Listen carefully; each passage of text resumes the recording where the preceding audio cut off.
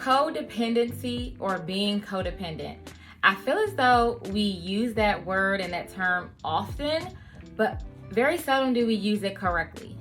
And today on Talks with Tori, I want to start by talking to you guys about just that, codependency. How this whole topic got started today was that my sister sent me a recording of a woman talking about her marriage. For the sake of this, because I'm not trying to get that lady any more views than she already got, but we're gonna call her Jan. We're gonna say Jan because, you know, like Marsha and Jan was more like on the drier, more reserved side, whereas Marsha was all outgoing, right? So we're gonna call her Jan. So Jan touched on a couple different topics, a couple different reasons why she felt as if her marriage was considered to be weird or out of the ordinary by people, you know, from the outside looking in. So she kind of gave some details about her marriage. But before we jump into that, I want to actually give you the definition of codependency, which is, and it's the noun version, a person with an excessive emotional or psychological reliance on a partner, typically one who requires support and an account of an illness or an addiction. So, okay, makes sense, right? What I also thought was interesting was after I said, okay, well, I mean, I think the definition of codependent was kind of like what I thought. And I think in that respect, we are using it probably in a proper way. We're talking about a person, we're using it in the noun.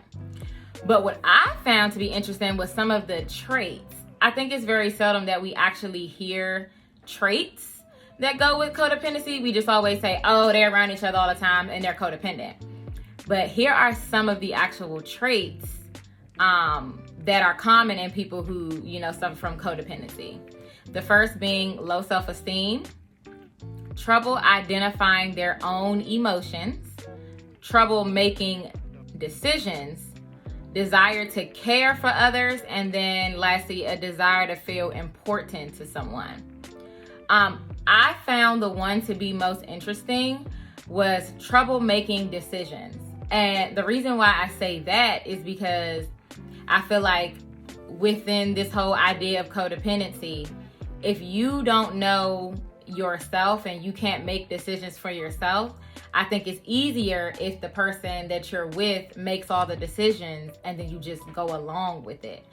And when I read that, I was like, oh, I can see that being a trait. Like some of the other ones, like low self-esteem or like desire to feel important to someone, I kind of felt those already, but I didn't expect the one about trouble making decisions because I'm like, oh, well, I can see that. Okay. Now, when it comes to Jan, the first thing, like I said, she said she had been married for 7 years to her husband. She didn't specify how many children, but she did say that they have children. And the first thing that she said is that when they were done having children, she decided to remove her fallopian tubes completely because she said that I guess like she was done having kids, but her justification that followed was she didn't want to dictate his fertility in case she dies or if, you know, they don't work out and he decides to remarry, he can still have more children. Now, I feel like I understood what she was saying, but I didn't get the piece about the husband. Because she was saying that, okay, if he gets remarried, he still wants to have kids or whatever the case may be. But let's say y'all don't work out. And right now you do feel as though you don't want to have any more children. Hopefully, you know, she doesn't die. We're going to go to the remarried option. And if you don't want to have any more children right now, cool. But let's say y'all don't work out and then you yourself get remarried, not just him, and your new husband doesn't have children and will want to have children with you. You've now taken that completely away, but you considered the future for him, but in my opinion you didn't quite consider the future for yourself, because this is easily as he could, you know, pass away, or you know, he could it not work out and then you decide to get married, but you just kind of took that option off the table. So I found that to be a little weird, but it's her body, her choice, whatever, right? Cool. The next thing that she said, which I feel like is going to be something interesting for me, is that they don't have solo friends of the opposite sex.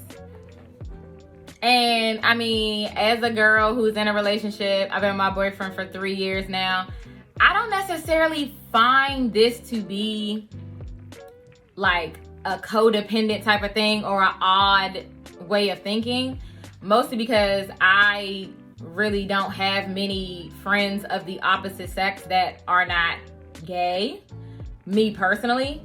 And I don't really think there's anything wrong with that. I kind of feel like if your spouse had a female or male friendship prior to your relationship, it's always like a hard, testy thing to kind of tell them that they have to now stop because they've been friends before you. But it's a controversial thing. So in my personal experience, I just don't feel that men and women that, cannot be in a strictly platonic relationship. And you guys can leave a comment. You can tell me that, oh, Katora, you're crazy. That's not true. But in my experience and things that, I've, just dealt with and seen in like friendships and other things, I think it's very tough for people to be in a friendship with someone of the opposite sex. If there's like, you may not want your guy friend, but that don't mean if you and your man break up or there's a night of drinking or there's something that happens or just a regular, you want somebody to confide in, though y'all are friends, y'all might take it to the next level. That's just me. You can let me know how you feel. You can tell me I'm crazy, but that's just in my experience and what I think about it, right? So for that, I don't necessarily find that to be strange. That was probably the only thing that she said that I didn't find to be odd. But next up, this is one that I really want to get you guys' opinion on. She says that her and her significant other decided that they don't go to clubs, bars. Her specific words were rowdy places where heavy drinking occurs. She said they don't believe that those are places where married people should be, and it isn't conducive to a healthy relationship. But she also said, like, you can't be like a full person or a healthy person if you go to these places. And in that respect, I was like, okay, now sis, now you lost me. And the reason why I said it is because I feel like they are making the assumption that if you go to a bar or a club or something like that with your girlfriends, that there's going to be some inappropriate behavior that goes on. And for me, at first I was like, oh, well, maybe she, like with the codependent piece, like maybe they just don't go without each other. Because, there's sometimes when your girlfriend or your guy friend calls you up and they're like, oh, yo, let's just go out, let's grab some drinks. And that's not really a space for you to bring your spouse with you. It's just you hanging out with a friend. But just because you go to a bar, just because you go to a club doesn't automatically mean that you're going to go there and do something that's inappropriate.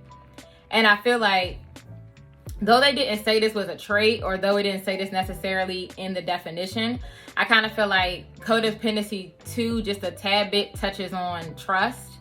Because if you cannot trust yourself or your partner in a situation, so y'all just avoid the situation altogether, or you can't go without each other, then I kind of feel like I think there's something more going on there than just, I don't want to go places without him, or making the assumption that something negative is going to happen when you go there.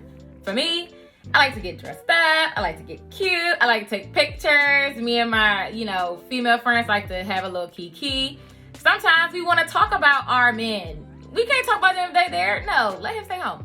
And in my personal experience, I'm like, now that I have a relationship, even probably before I have a relationship, no one really comes up to me at bars or clubs and hits on me or tries to like get my number.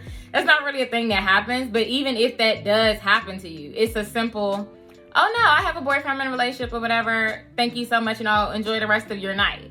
It doesn't have to be anything inappropriate. And if you trust your spouse and this is the type of relationship you have, then you should be able to go to these places and not be tempted. But that's just me. Her last kind of point was, and this is a direct quote, "We do 99% of everything together." It seems like so much time together. Some of the examples that she used was running errands and play dates. They always do everything together. Now, as I mentioned, like I said, I have a boyfriend. We've been together for 3 years now. We don't do everything together, nor do I feel the need to do everything with him, nor do I think he feels the need to do everything with me.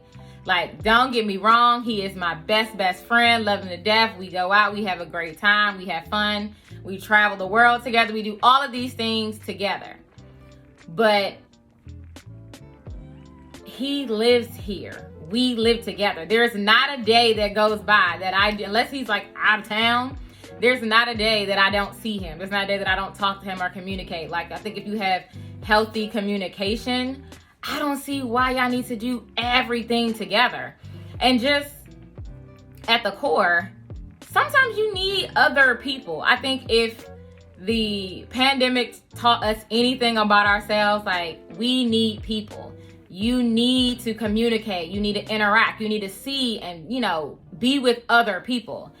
And I think if you're constantly only with one person, I think how do you grow? How do you learn, new things about yourself or other people if you're only getting that one perspective? And to take it back to the definition, it was very specific about this only being excessive emotional and psychological things that you do with one person. And it's like, for me, if the view set is I don't want to do it, or it's not something that I like to do, to then go and then tell my significant other, like, this is bad. Or, going back to the club example, if they say, you don't need to be out there because bad stuff happened at a club. Even if that wasn't your mindset prior to the relationship, to just go ahead and just adopt that because that's what your spouse kind of wants. That's that people pleasing, wanting to feel like, okay, well, if this is what they want, I want the same thing too. And I just personally do not feel like that's healthy. You tell me what you think. What I also did, and I want to thank everyone who sent me your responses. I saw them. I'm going to read some of them out. I always feel like, I am not an expert, so I just tell you how I feel in my opinion. But I kind of posed the question on my IG story, like, well, how would you define codependent? Or like, what is some of like the traits or things that you say that codependent people that you feel like you see? So some of the ones that came up, here's one. They have a difficulty/fear with making decisions without your partner. That's definitely what it is. As we actually saw from the traits and definition. Someone said needing to talk 24/7. I find that to be funny. I think it's like an interesting example because let's say that you and your spouse obviously are not in a situation where y'all live together. So of course you have to be in a communication because you may not see them because y'all don't live together. But that constant, I have to talk to you every second of every day. If you're on your phone, you're talking to me. If you're texting me. If you're sending a picture, you're sending it to me. Like, I don't know that. I feel like that's just too much. Like, don't y'all get tired of just talking to one person all day? Like, I just get tired of talking in general, though it may not seem that way because I talk a lot and I have a talk show. But I really don't want to talk 24 hours a day, especially just to the same person excessively. It's like, I can't trust you to do anything unless I'm like over top of your back the whole time. So, another person said people pleasing, as we saw, that's in definition. One person said that they define codependency as a person who's loyal, submissive, and committed. I tried to get more clarity on that because I wanted to make sure that I was like, that's what they thought codependency meant, but I couldn't get an answer on that. But that's what their answer is for whatever it is. So another one is needing constant daily reassurance. I thought that one was good also because it kind of takes you back to like that trust thing, because it feels like I need you to tell me every single day that like you only want to be with me, or that you're not with anyone else, or that I'm the only person for you. And if you're not saying it or showing it, in excessive ways every single day, then it's not true.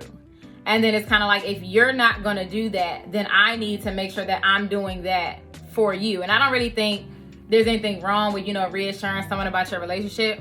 But if you have to do it every day, every conversation you have, then there's that's that self-esteem piece, but it's also that need for other people to kind of validate what you think and what you feel. And I feel like in that piece, that's not healthy.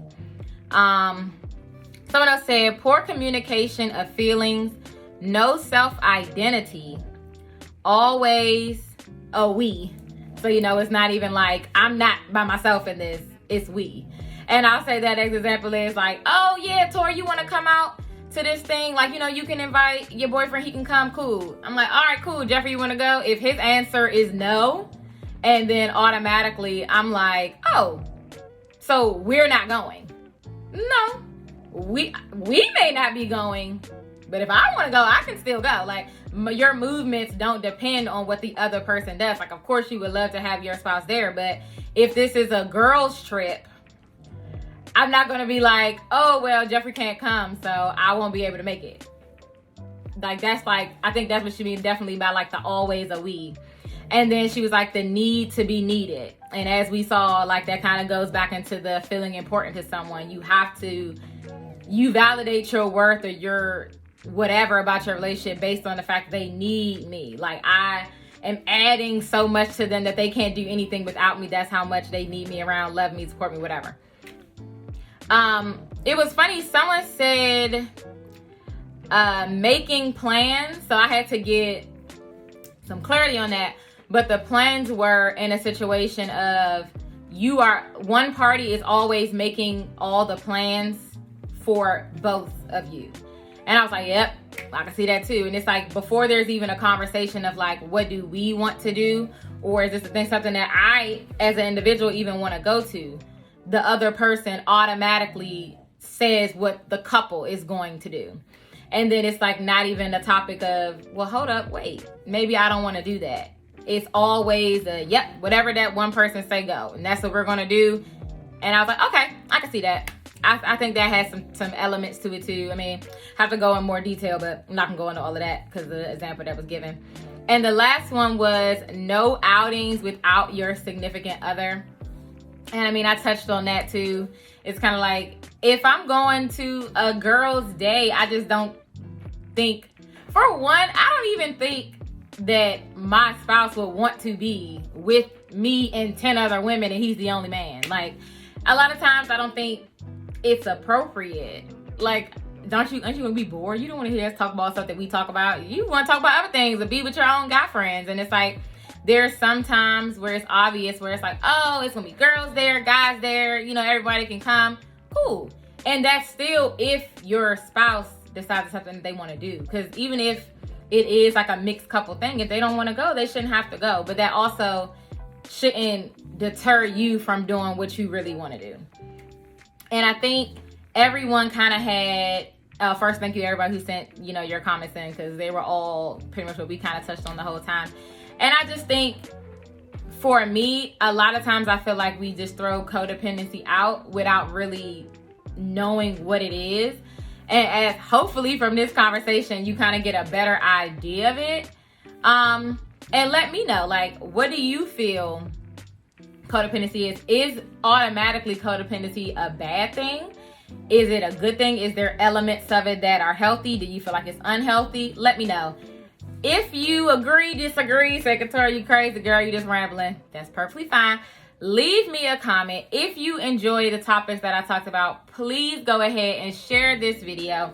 This is your first time seeing me. My name is Tori Langley of Tori Talk with Tori Langley. This is Talks with Tori.